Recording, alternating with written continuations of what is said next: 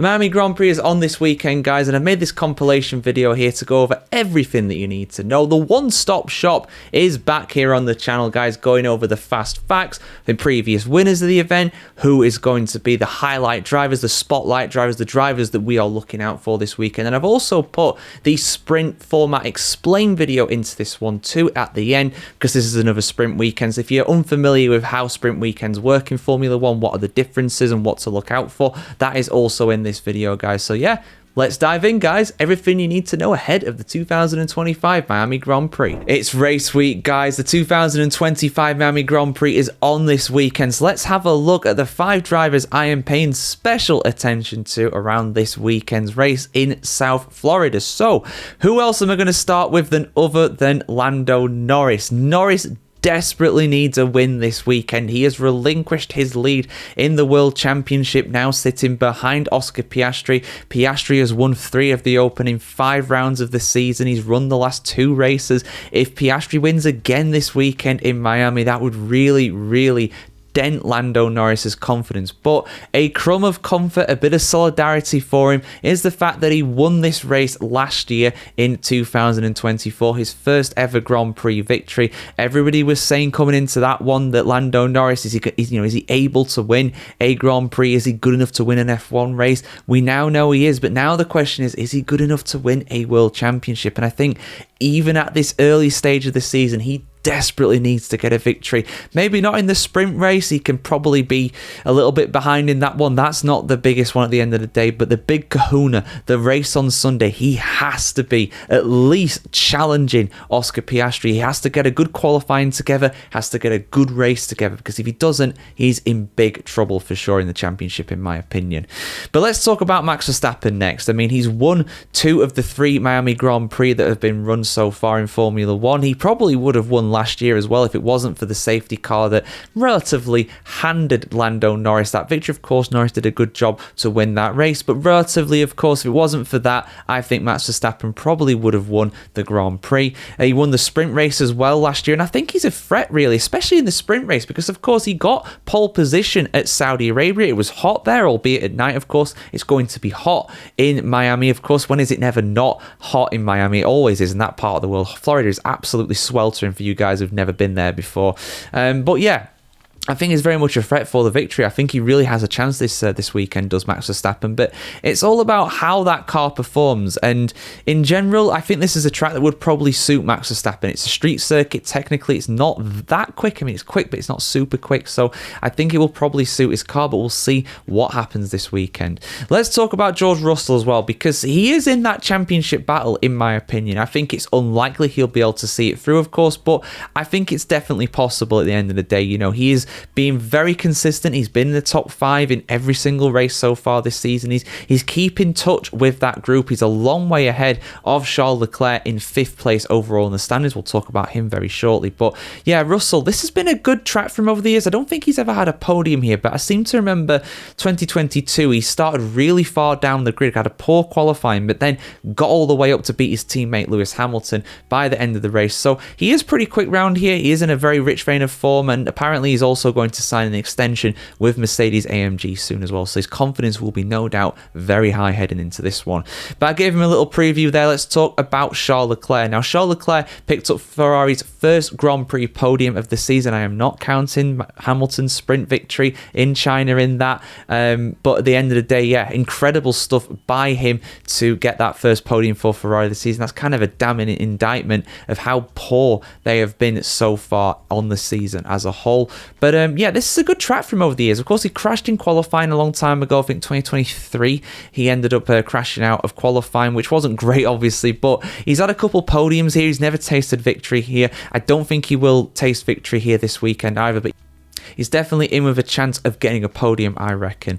But then we need to talk about the points. You know, the guys that are going to be down at the bottom end of the points, 8th, 9th, 10th, something like that. And one of the key protagonists in that is going to be Alex Albon. Alex Albon has been so consistent so far this season for Williams. He's scored points in 4 of the 5 Grand Prix that have been run. And Williams are looking very comfortable in that 5th place in the championship, very much best of the rest if you discount the top 4. I think he's been fantastic, and I think that he's really going to want to do well this weekend, because for the first time this season, Carlos Sainz actually beat him at Saudi Arabia. Only just, I think Sainz was 8th and Albon was in 9th place, so not a lot between them, but he's going to want to be ahead of Carlos Sainz during this Grand Prix.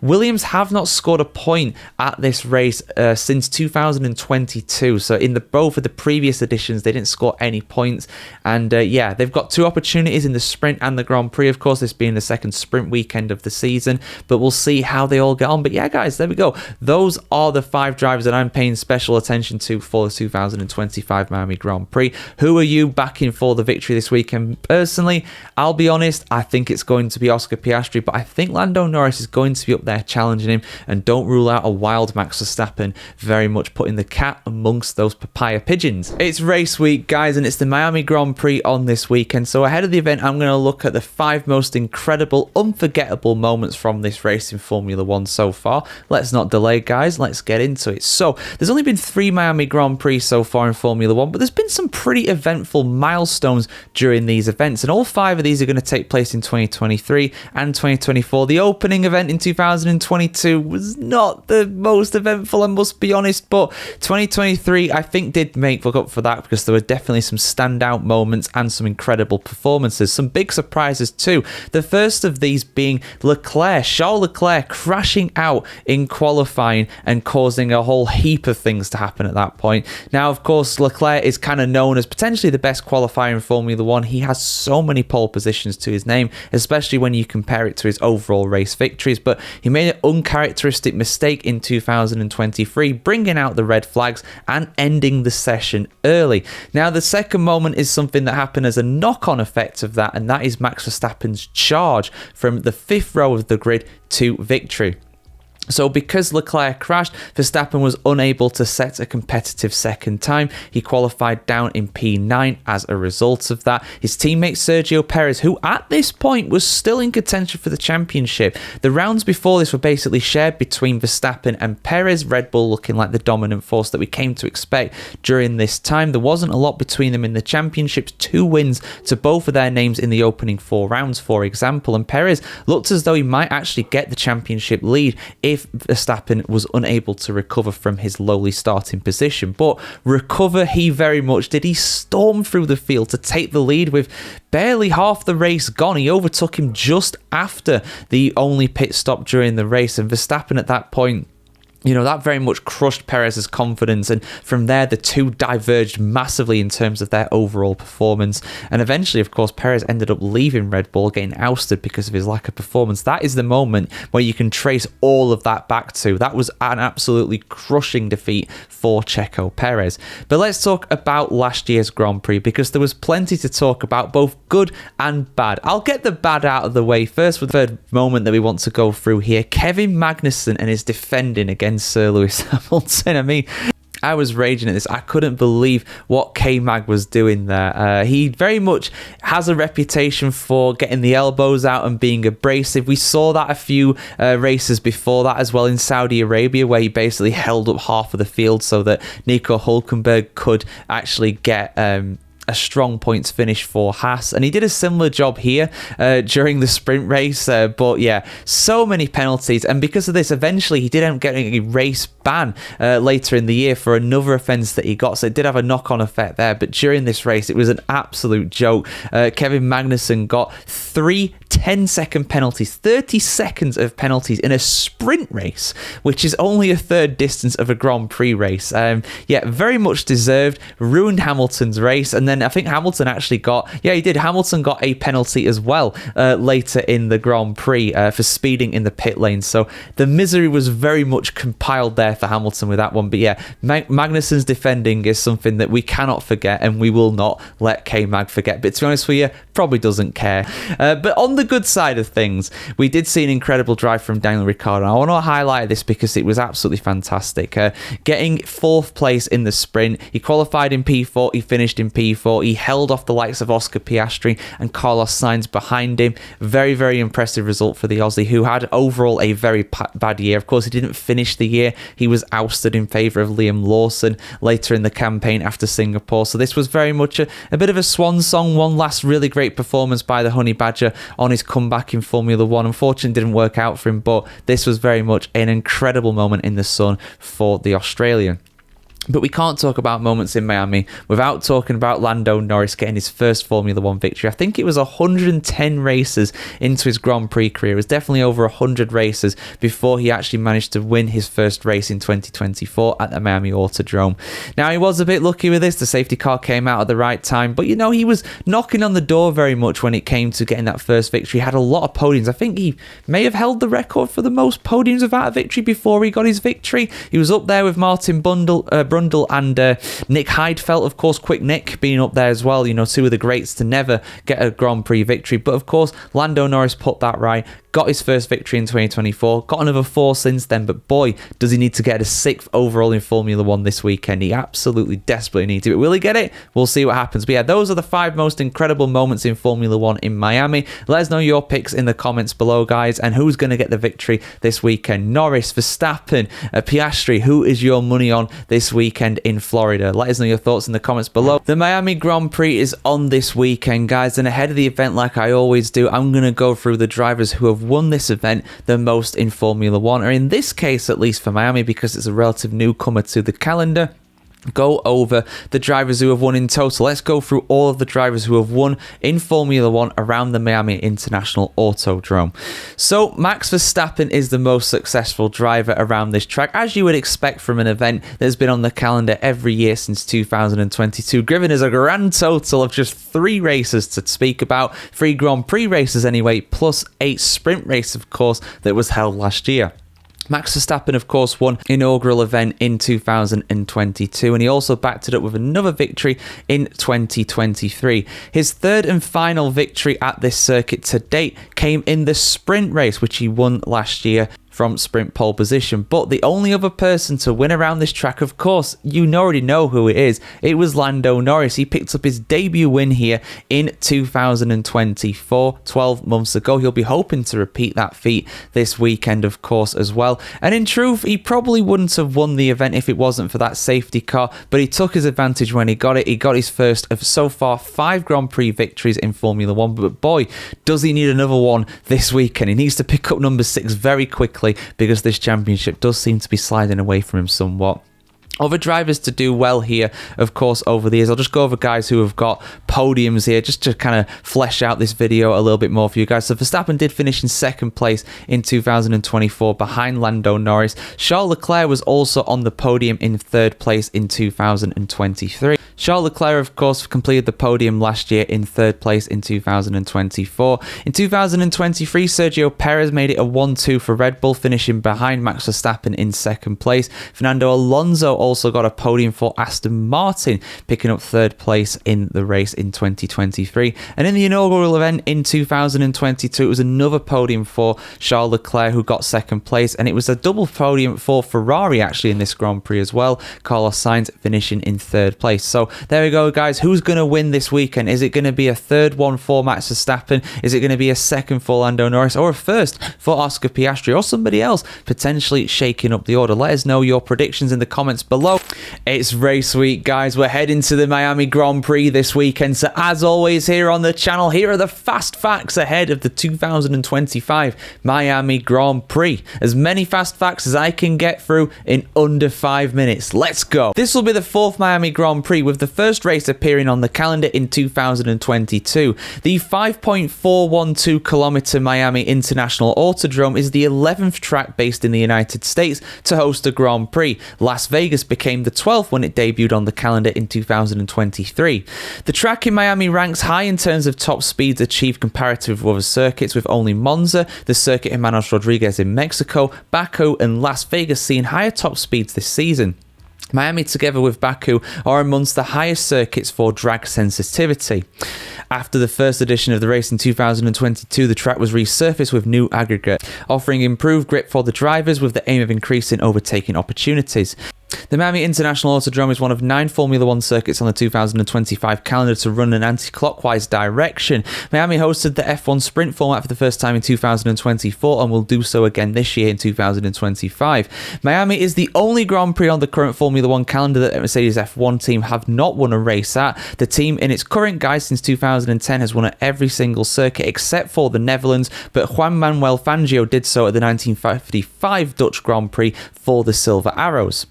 75 different circuit patterns were designed and 36 simulated before the final track layout was decided on before the first race in 2022. The circuit races around the grounds of the Hard Rock Stadium, home of the Miami Dolphins NFL team, and the Miami Open ATP and WTA tennis tournaments. Off the track, the team hospitality units within the paddock have been moved onto the pitch inside the Hard Rock Stadium. A new paddock club building has also been built. So, some changes to the layout of the actual facilities itself. So if you go in this year and have been there in previous years, it might look a little different. But yeah, those are the fast facts. I think that might be a record, guys. As many fast facts as we can in less than 5 minutes. We did that in like 3. What is your favorite fact about the Miami Grand Prix and who's going to win the race this weekend? Let us know your thoughts in the comments below. Do you like the fact it's going to be a sprint weekend again in Miami? And what do you think of all the bravado, all the razzmatazz around the event itself? Let us know your thoughts in the comments below. The Chinese Grand Prix this weekend is the first sprint weekend of the Formula 1 season, and with that in mind, I wanted to do a bit of a refresher going over the format of sprint races in 2025, which races are going to have sprint races this season, and if anything's basically changed since last year, just to keep you guys up to date with what's going on about sprints. And if you're new to Formula 1, just a kind of a one-stop shop really when it comes to how sprint races work in Formula 1, etc, etc. So we'll start first of all with the calendar for sprint. So Formula 1 has a 24 race calendar this season, just like last season, and there are 6 rounds, just like last season, that will have a sprint race. Now, 5 of these are maintained from 2024. The Chinese, Miami, United States, Brazilian, and Qatar Grand Prix will all have sprint weekends this year.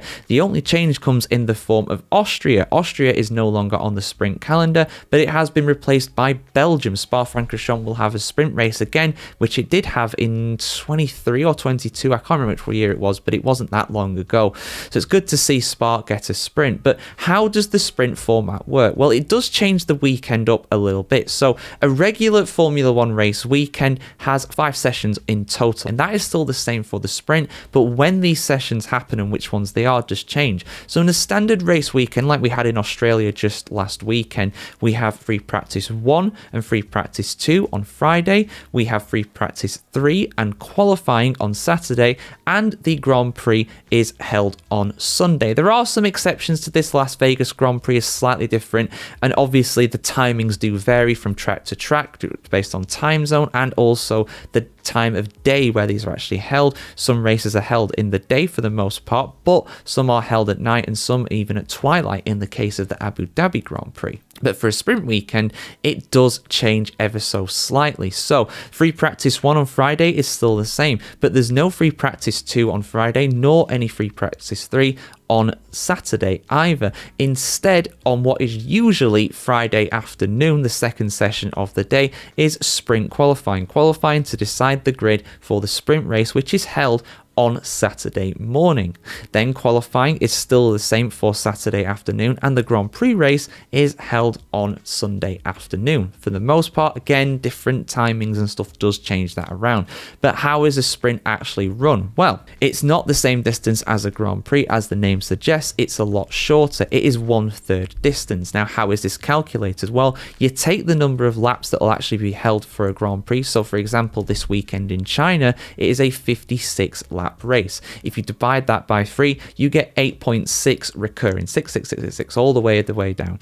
Now, that is basically rounded up to 19, the nearest lap above. A bit like a Grand Prix distance as well, in fairness, because that is always taken to 305 kilometers. You have to hit that mark and then the complete lap over. So let's just say that China, for example, a full Grand Prix distance would be 56.5 laps. You would do it to 57 in that case. But this weekend we'll have 19. For Spa, it'll be less because that is a longer circuit. I'll have like 11 laps, I think. No, I'll have about 15 laps or so, I think, off the top of my head. That's that's how it kind of works. And in terms of points, it is significantly less. It is roughly a third of what you would score for a Grand Prix. So the standard points for Grand Prix is, of course, 25, 18, 15 for the podium positions 1 to 3, 12, 10, 8, 6, 4, 2, 1, going from 4th down to 10th. The sprint race is a lot more simple. You basically get awarded between 8 and 1 point for finishing in the top 8, and it is done in a sliding scale downwards. So if you win the sprint race, you get 8 points. If you come second, you get 7.